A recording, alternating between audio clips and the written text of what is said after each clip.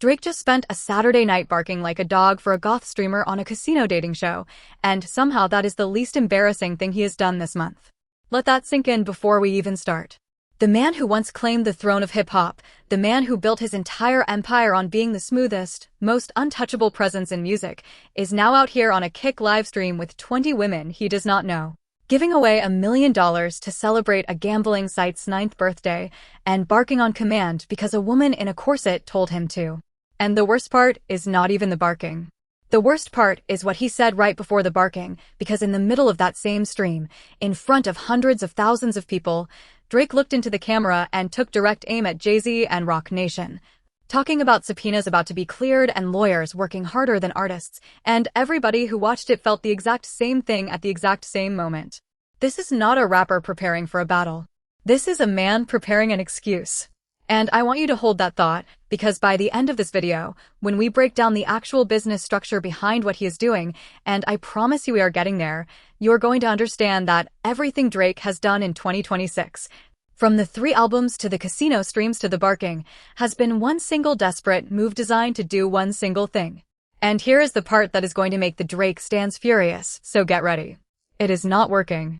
It has never been working. And the 2 men he is trying to fight, Jay-Z and Kendrick Lamar, are about to prove it to him in a way that he is not going to be able to stream, buy, or bark his way out of. Drop your thoughts in the comments, hit like, and subscribe. Let's get into it. Now let me set the scene properly, because if you have been living under a rock, or honestly, if you have just been living a normal life, you might have missed how we got here. And understanding how we got here is the entire point, because this is not a random Tuesday beef. This is a collision that has been building for over a decade, and it has finally reached the point where all 3 of the biggest names in the genre are standing in the same room with nowhere left to hide. So, let me give you the lay of the land.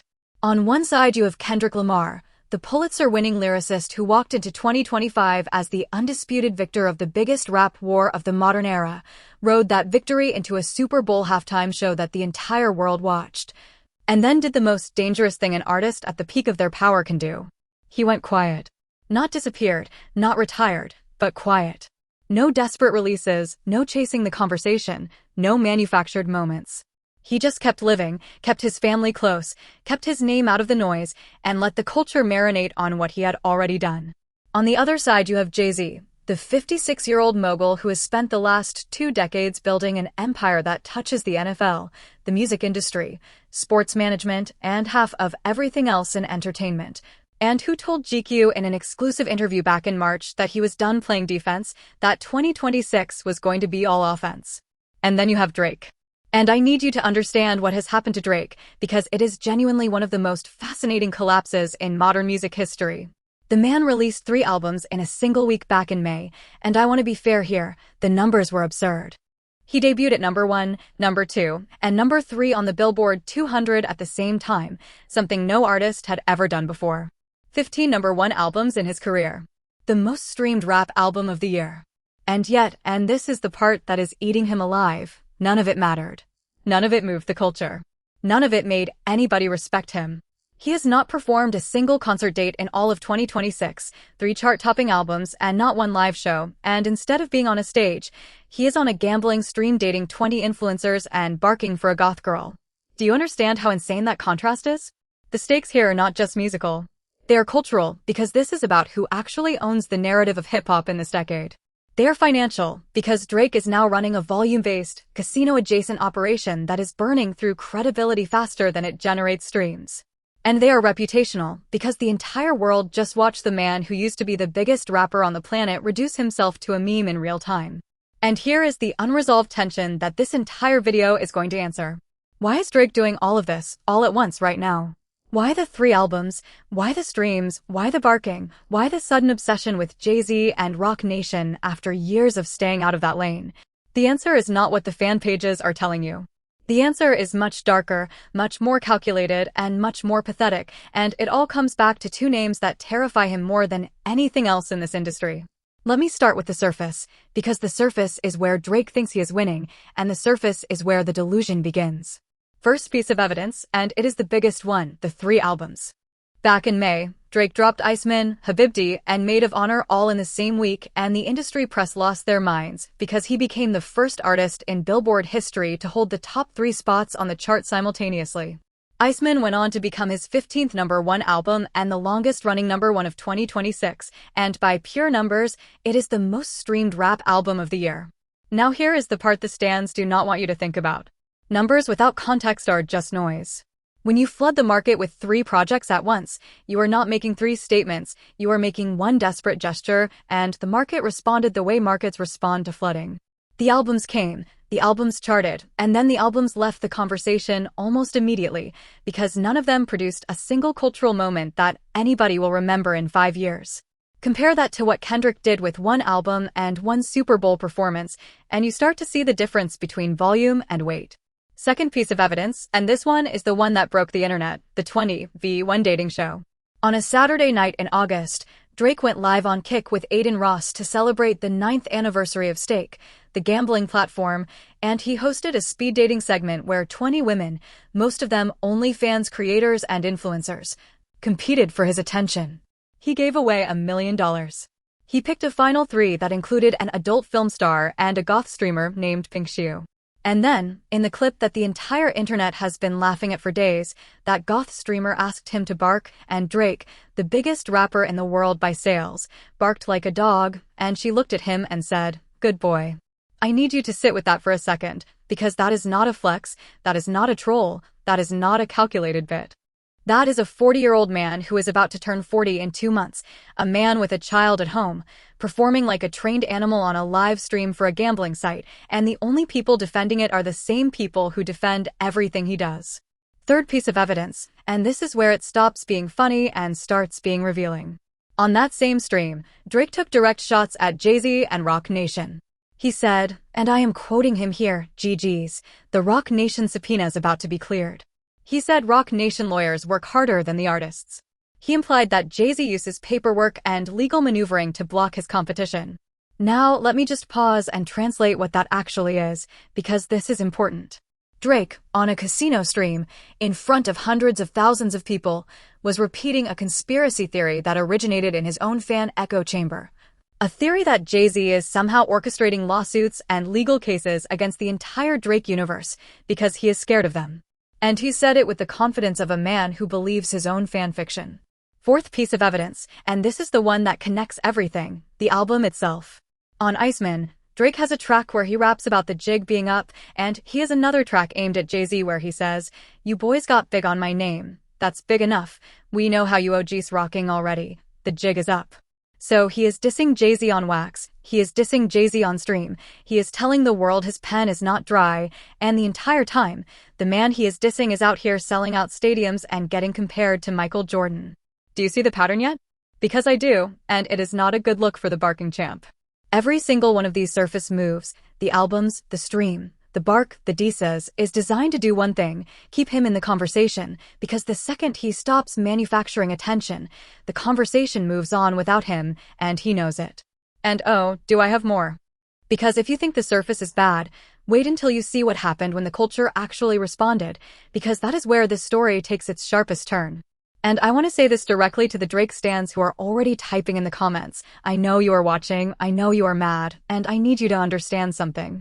Everything I am about to show you is public, documented, and verifiable, and the more you scream, the more you prove my point. So go ahead, get the comments ready, because the next few minutes are going to be very uncomfortable for you. Let me get into the cultural layer, because this is where the picture changes completely.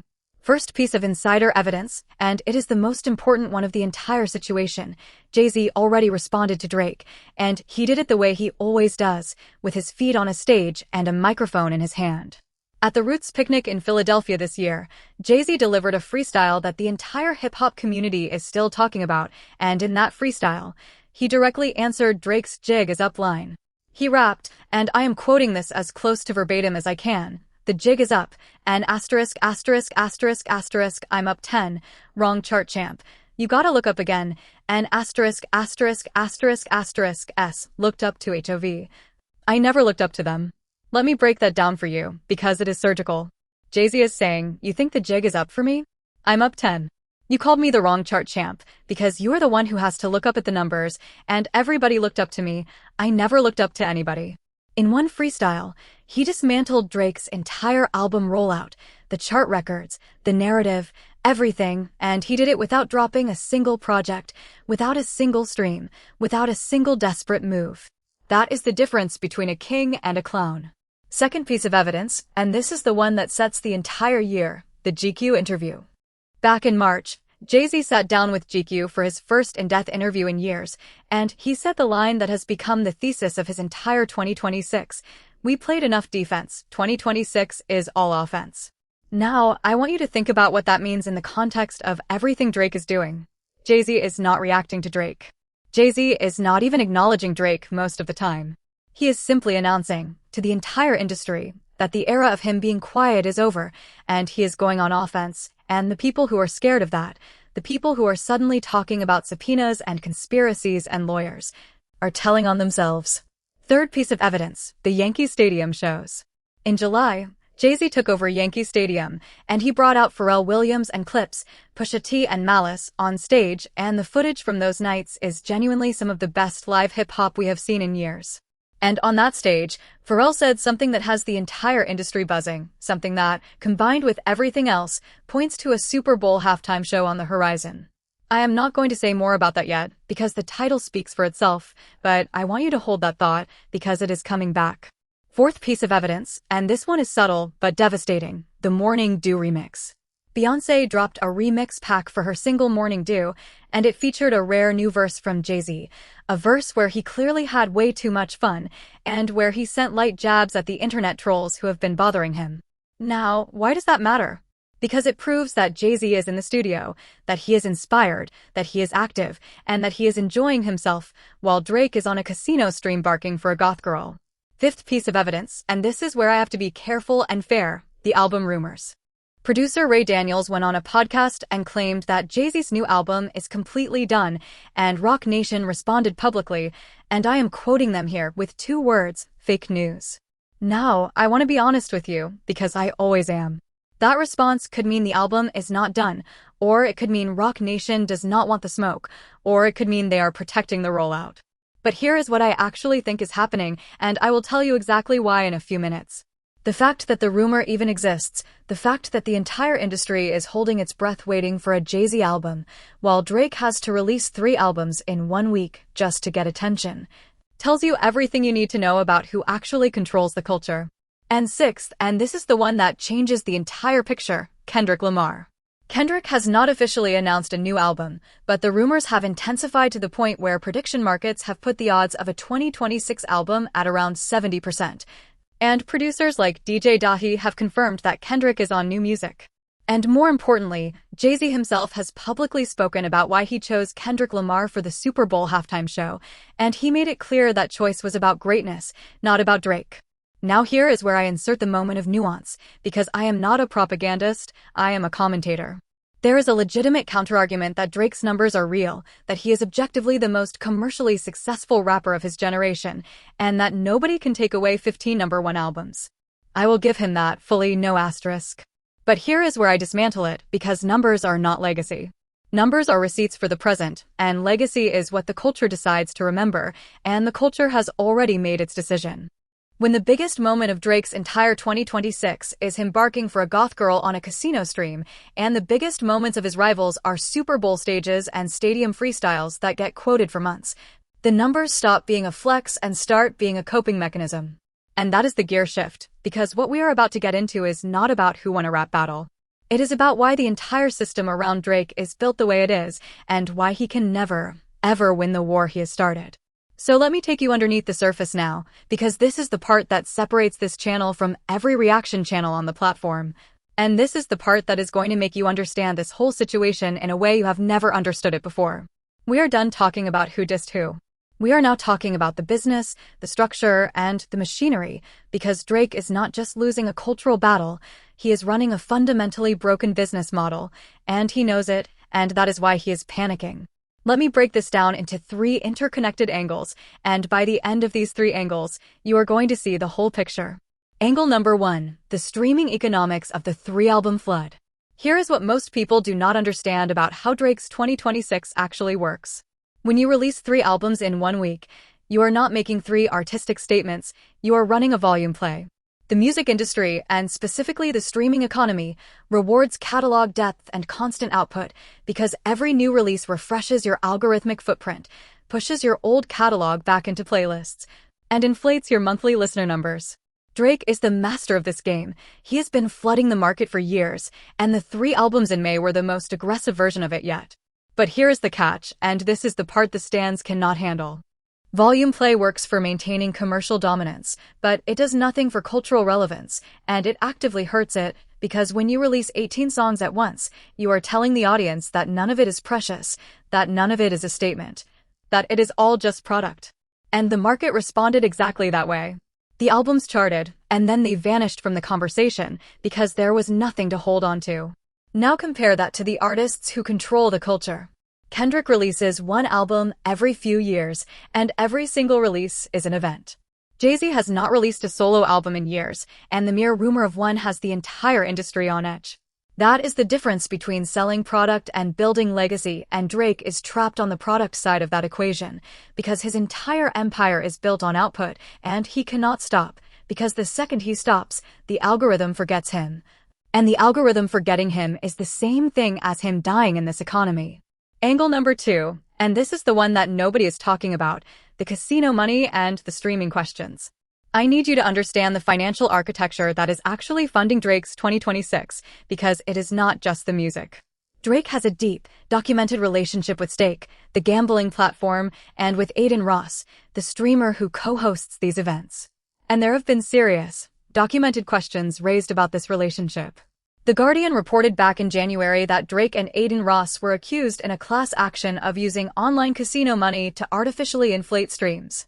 Let me say that again, because it is a sentence that should make every Drake stan pause. A class action lawsuit accused Drake and his associates of using casino money to manipulate streaming numbers. And this is the same Drake who, for years, has been accusing everyone else of fake streams, who built an entire legal campaign around the accusation that Kendrick Lamar's Not Like Us was artificially inflated on Spotify. Now, I want to be very careful here, because legal accusations are serious, and I am going to use the right language. Allegedly, according to The Guardian's reporting, there are claims that casino money was used to inflate streams. And separately, Drake's own legal petition against Universal Music Group and Spotify over the Not Like Us numbers was ultimately withdrawn, and his lawsuit on that front was dismissed by a judge. So let me lay out what that actually means, because it is devastating.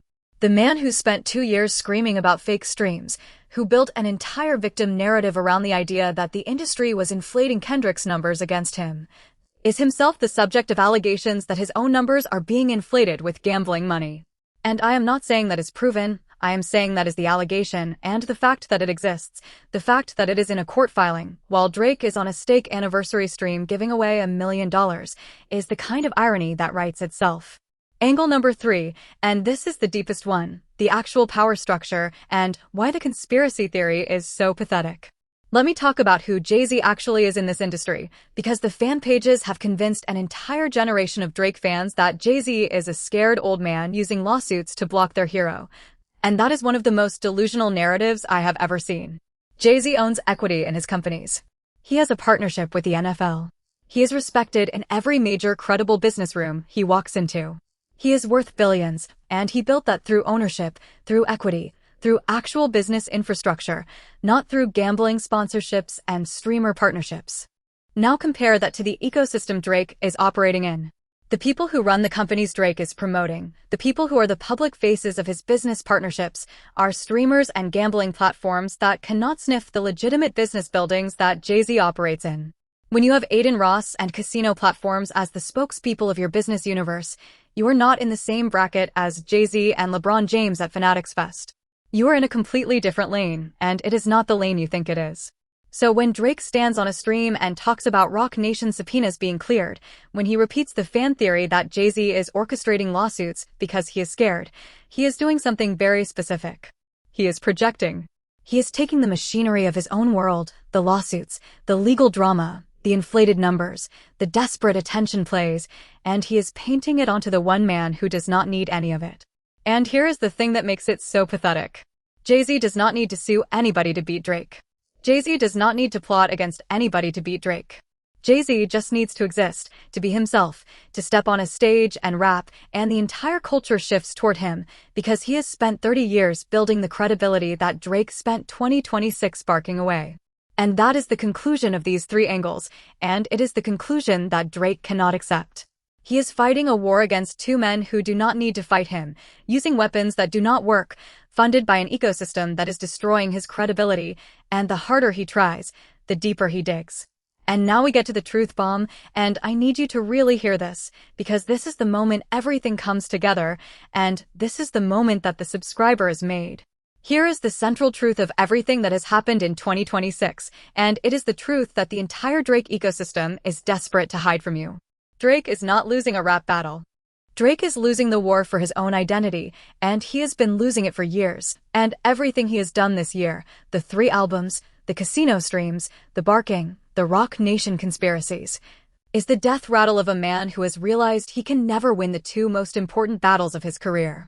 Let me walk you through this slowly, because it deserves the wait. Battle number 1 is against Jay-Z, and this is the battle that cuts the deepest, because Jay-Z is not just Drake's rival, he is Drake's idol. Drake has spent his entire career modeling himself on Jay-Z, the rapper turned mogul, the businessman who turned rap into an empire, the man who proved you could be both the biggest rapper and the biggest businessman in the world. And for years, Drake was on track to inherit that throne. But here is what happened. Jay-Z actually built the empire. Jay-Z actually owns the companies. Jay-Z actually has the equity, the NFL partnership, the respect of every business room he walks into. And Drake, for all his billions, built his empire on a different foundation, on streaming volume, on catalog flooding, on constant output, and now on gambling partnerships. And the difference between those 2 foundations has become impossible to ignore. When Jay-Z says 2026 is all offense, he means it, and he can back it up with stadiums and freestyles and the weight of 30 years of credibility. When Drake says his pen is not dry, he says it on a casino stream while barking for a goth girl, and the entire world laughs at him. Do you understand what that contrast means? It means Drake has spent his entire career trying to become Jay-Z, and he has ended up as the exact opposite, a cautionary tale about what happens when you chase the throne without building the foundation. And battle number 2 is against Kendrick Lamar, and this is the battle that has already been decided, and everybody knows it except Drake.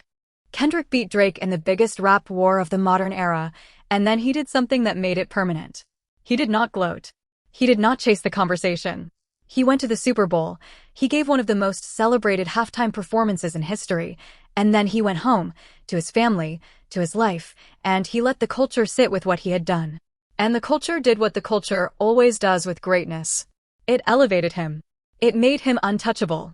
And now, here's the part that should terrify Drake and his entire ecosystem.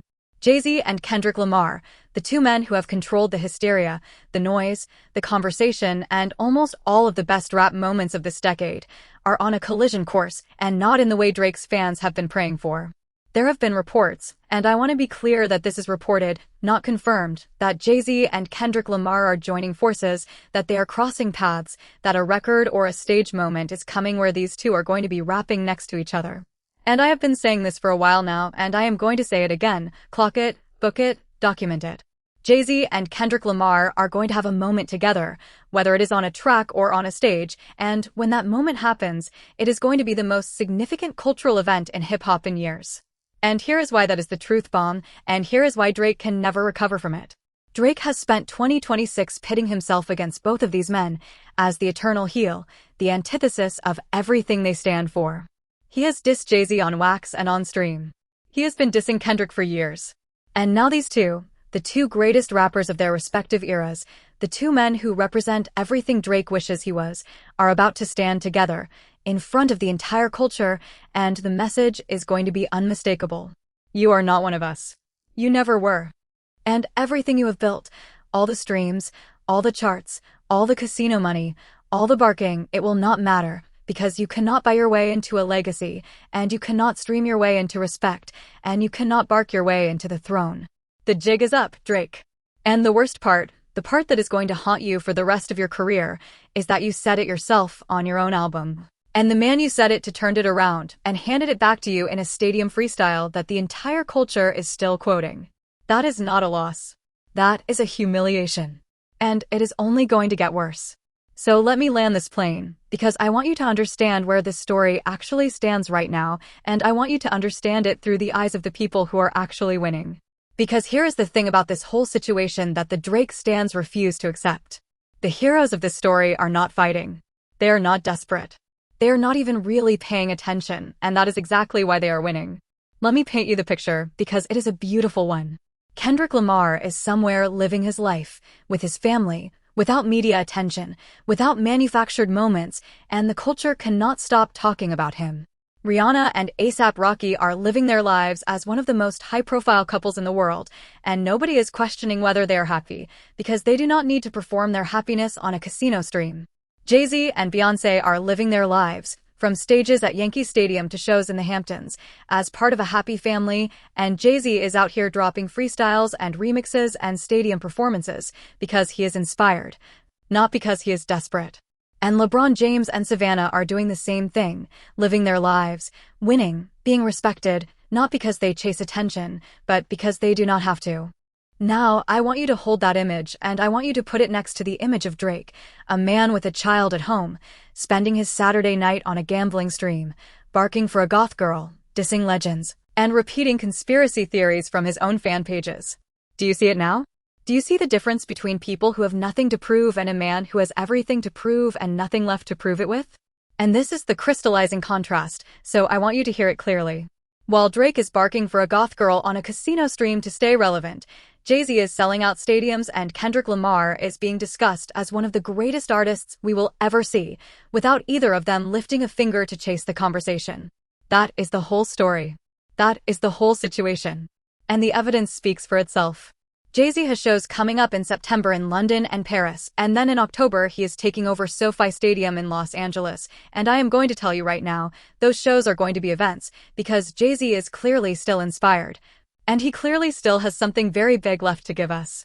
And the reports about a new album, even with Roc Nation's public denial, even with the fake news response, I am telling you, something is coming, because a man does not say 2026 is all offense and then do nothing. And the Super Bowl talk, with everything Pharrell said on that Yankee Stadium stage, I am telling you, it is real, and it is coming, and it is going to be a Thanos-level moment that solidifies Jay-Z's status in hip-hop royalty forever.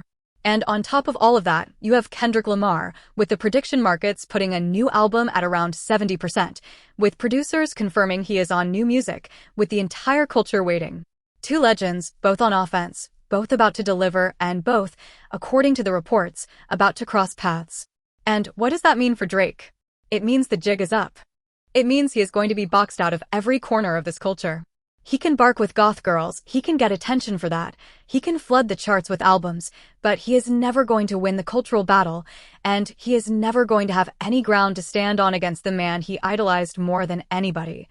Jay-Z, who he got too big for and tried to step on, and that has failed, and against the rival he was pitted against for his whole career, Kendrick Lamar, who beat him and then outgrew him.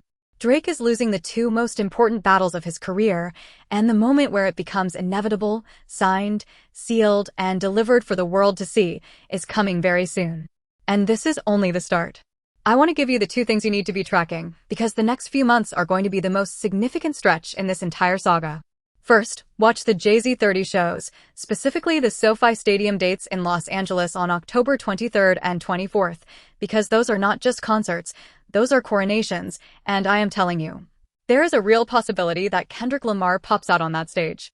There has been a lot of talk about that, and I am going to put a whole video into it, because there is so much significance in those upcoming performances, but just know this, if Jay-Z and Kendrick Lamar share a stage, or if they drop a record together, the entire culture is going to shift, and Drake is going to have nowhere to hide.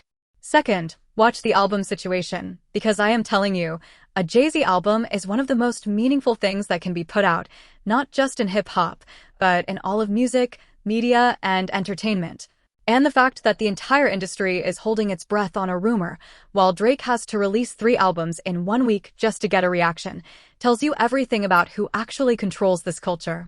And beyond that, watch Kendrick, because if he drops in 2026, and all signs say he will, it is going to be the final nail in the coffin of the Drake era. So here is what I want you to do.